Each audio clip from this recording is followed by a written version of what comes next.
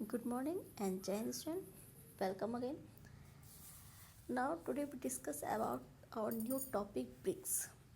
आज हम बात करते हैं एक नए टॉपिक ब्रिक्स की।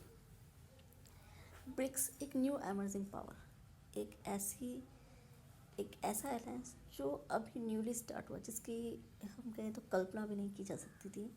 वैसे इसको स्टार्ट हुए काफ़ी टाइम हो गया, 2001 में स्टार्ट हुआ, लेकिन मैंने अभी ये वर्ड बोला, इसकी कल्पना नहीं की बिकॉज इसमें जो कंट्री एडेड है ऐसी कंट्री थी जिनके बीच में काफ़ी कन्फ्लिक्ट रहता था। So BRICS BRICS means BRICS from bricks to brick जो वर्ड है ये 5 कंट्रीज से स्टार्ट हुआ। स्टार्ट तो ये 4 कंट्रीज हुआ था, बाद में 5 कंट्रीज जो है। Brick means Brazil, Russia, India, China. और ये एस जो कैपिटल एस एक कब ऐड हुआ 2011 में। S means south Africa. The brick became a mechanism through which the countries can exchange opinion, seek convergence, identify areas of cooperation and influence the international agenda. Officially, it was admitted as a BRIC nation on 24 December 2010. With enters the South Africa at the third BRICS summit in April 2011, the BRIC became the BRICS with capital S. So, what is the difference other organization? इसके बीच में other organisation से क्या differences है? Because waste land area BRICS में जितनी भी countries, जितने भी नेशंस हैं, उनमें लाइक रशिया हो गया, इंडिया हो गया, चाइना हो गया, ये सब वर्ल्ड में जो इनका जोग्राफिकल एरिया है वो सबसे ज़्यादा है। Developing economic globally like China, Russia, India, Brazil, south Africa. Friendly trade relation, अगर चाइना और इंडिया के बीच में अभी जस्ट 2 ईयर्स पहले तक तो बहुत अच्छा फ्रेंडली रिलेशन था, बट अब 2 ईयर्स से बीच का काफ़ी कन्फ्लिक्ट के कारण शायद उसमें थोड़ी सी प्रॉब्लम आ गई हो। Challenges related to economic and social integration and desire to make international order more representative and possibility of cooperation in many areas, उनके बारे में भी हम आगे बातें करते हैं। ऑब्जेक्टिव ऑफ ब्रिक्स के पीछे ऑब्जेक्टिव क्या उद्देश्य थे? टू अचीव रीजनल डेवलपमेंट, जो उनका रीजनल डेवलपमेंट था उसको अचीव।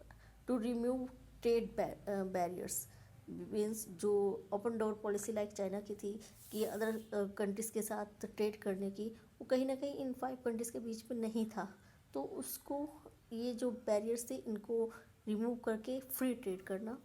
इकोनॉमिक डेवलपमेंट करना, ऑप्टिमम यूज़ ऑफ रिसोर्सेज, जो अपनी नेचुरल उसको यूज़ करना, and building relationship. About the brick nation, brick के जो ये 5 नेशन हैं, देखिए जिनके मैंने फ्लैग आपके सामने शो हो रहे हैं, अब इनके बारे में बातें करते हैं। फर्स्टली सबसे पहले बात करते हैं बी फॉर ब्राज़ील। ब्राज़ील की advantages, firstly one of the fastest growing economic in the last centuries and Brazilian economy becoming less depend in imports. सबसे वर्ल्ड की सबसे फास्ट ग्रोइंग जो इकोनॉमी है ब्राज़ील जैसी कंट्री की, स्मॉल कंट्री, और सबसे इसकी जो इकोनॉमी है वो बहुत ही रैपिडली ग्रो कर रही है। And extremely rich in resources such as coffee, sugar cane, crude oil and iron etcetera, and focus on equitable development has resulted significant poverty and reduction. और जिस रीज़न से इसकी जो ग्रोइंग केवल इसलिए नहीं है कि कुछ एरिया इसका डेवलप कर रहा है, सो फर्स्टली इसने अपने डेवलप से जो अपने एरिया का पॉवर्टी है अपनी कंट्री का वो भी रिडक्ट कर दिया है। Now challenge for the futures में इनके क्या चैलेंजेस है? Firstly over burdened and ineffective judicial system and industrial output is very weak. अब बात करते हैं रशिया की। रशिया जो यूएसएसआर से डिसइंटीग्रेट होने के बाद उसका उत्तराधिकारी बना। Key advantage, Russia has capability in high technology sector and accounts for around 20% of the world oil and gas reserves and fall in the number of people living below the poverty line. अगर technology में हम बात करें, USA के बाद सबसे high technology Russia की मिलती है। वैसे तो अब चाइना की भी है, चाइना हो गया, नॉर्थ कोरिया हो गया एंड इज़राइल हो गया, लेकिन रशिया अपनी टेक्नोलॉजी में अभी भी यूएसए को मात देता है। And 20% of the world oil and gas reserve इसके पास है, जिस रीज़न से आज भी ये यूएसए का यूएसए को टक्कर देता है। And fall in the number of people living below the poverty line. Now challenge of for future, labour shortage and poorly developed infrastructure and corruption, जो आज हमारी कंट्री की सबसे ज़्यादा बिग प्रॉब्लम है, यहाँ का corruption.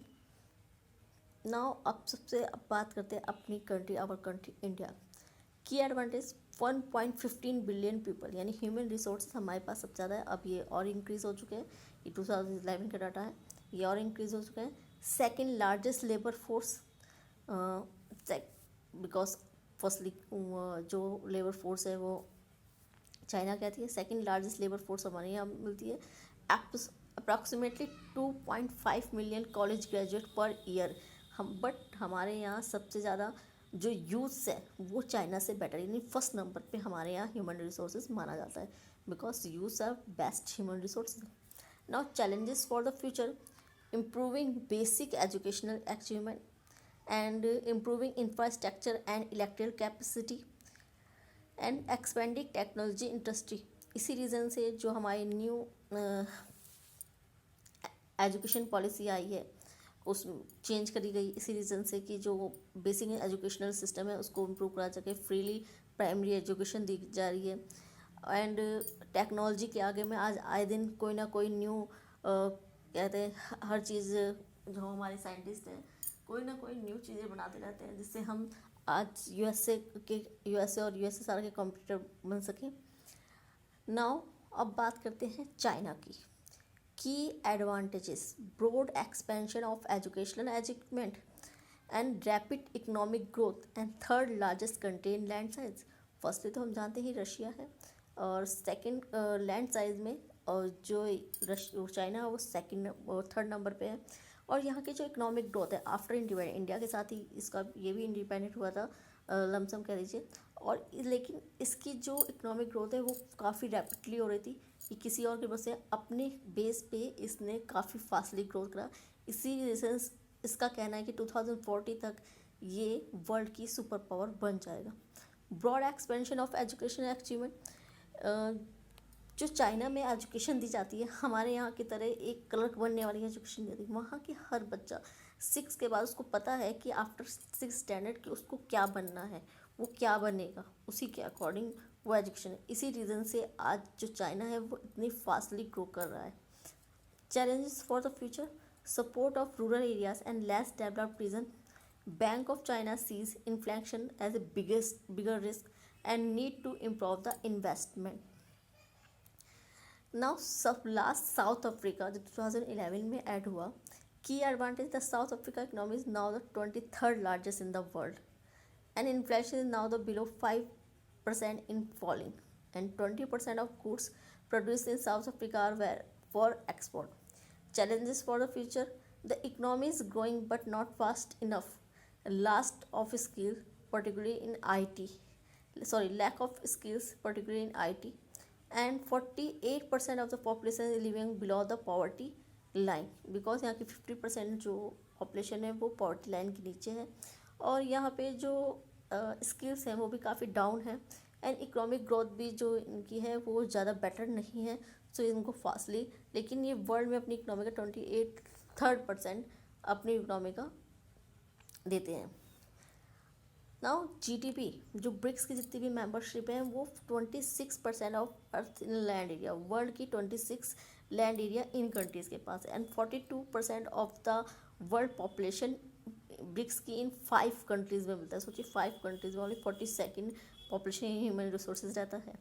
46 of work force and 19% of world nominal GDP, और वर्ल्ड की 5 ओनली 10 कंट्रीज़ में से 19% world nominal GDP in 5 countries से है, कंट्रीब्यूशन है। फोर्थ की ब्रिक्स समिट की कुछ पिक्चर है जो काफ़ी फेमस हुई थी। नाउ ब्रिक्स का मेन पे था BRICS to BRICS trade means open policy, means freely trade करा जाए ब्रिक्स की 5 कंट्रीज़ में। और जो किस लिए पॉसिबल नहीं हो पाता है, बिकॉज जो चाइना और इंडिया के रिलेशन है उनके बीच का जो कन्फ्लिक्ट है वो हमेशा अड़ंगा बनता है, बट रशिया दोनों ही कंट्रीज़ की फ्रेंड कंट्री है, और इस रीज़न से ऐसा दोनों के बीच की जो लड़ाई है 1962 के बाद से वो अधिकतर इसी रीज़न से रुक पाई है, और क्योंकि रशिया ने उसको हमेशा ही दोनों ही कंट्रीज़ के बीच में as a friend, as a mediator का वर्क करा है। अब बात करते हैं effect on trade relation to support growth on the continent, notably during the recent financial crisis and South Africa financial market development and substitution. The World Economic Forum 11 to 12 Global Competitiveness Index displayed a high level of confidence in South Africa financial market development, ranking the country in fourth place globally on this measure. Among BRICS members, South African export to China grew the most at 46%, while exports to India grew by 20%, to Brazil by 14%, and by 7% to Russia.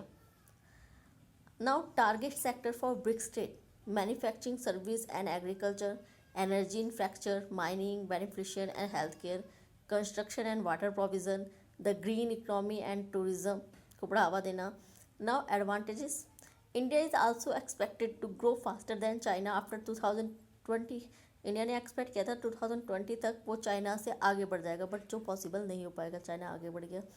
India characterize by a low share of consumption and high savings and rising incomes in the BRICS nation will create a new middle consumer class.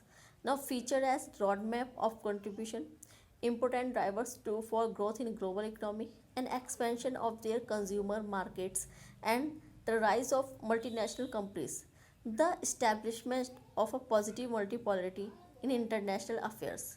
Now, disadvantage of BRICS: the BRICS were seen by Brazilian diplomats and scholars as a useful mechanism to project Brazil internationally in a rapidly changing in a global landscape.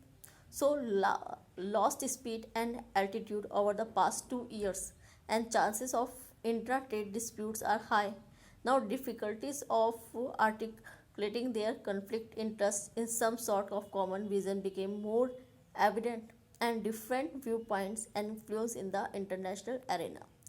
Now, future prospect: BRICS will remain a useful mirror because Brazilian comparison with China and India in regards to economic factor, overcoming current obstacles to high sustainable growth, drive productivity and competitiveness in an increasingly integrated world economy, a central role in dealing with global challenges and threats.